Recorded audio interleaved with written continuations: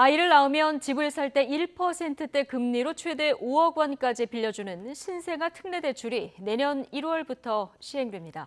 무주택 출산 가구의 내 집 마련 기회를 만들어주고 얼어붙은 부동산 시장에 활기를 더할 정책이 될 수 있을지 관심입니다. 윤혜리 기자입니다.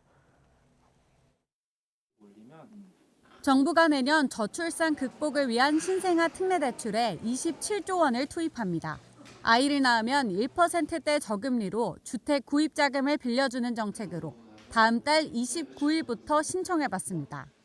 지원 대상은 대출 신청일을 기준으로 2년 내 출산한 무주택 가구입니다.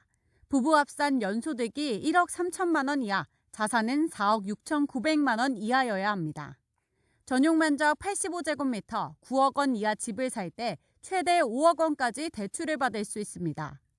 부부 합산 연소득에 따라 최저 1.6%, 최대 3.3% 금리가 적용됩니다. 올해 1월 1일 이후 태어난 신생아 출산 가구와 입양 가구 모두 지원 대상이 되며 아이를 낳았다면 혼인신고를 하지 않아도 가능합니다.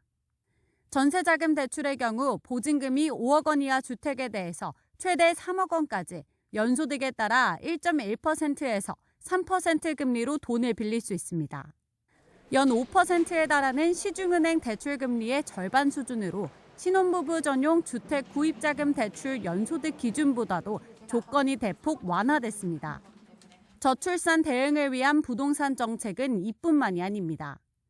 내년 3월부터는 태아를 포함한 신생아 출산 가구에 연 7만 가구가 우선 공급됩니다. 전문가들은 고금리 장기화로 얼어붙은 부동산 시장에 거래를 촉진하는 매개체가 될 수 있을 걸로 기대하고 있습니다.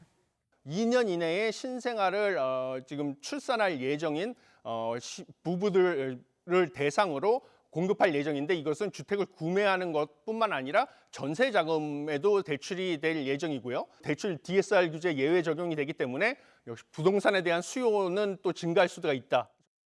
다만 출산을 기준으로 정책이 이루어지다 보니 부부 중 한 사람이 주택을 보유하고 있으면서 정책 지원을 받기 위해 혼인신고를 하지 않는 부작용이 나타날 가능성도 우려됩니다.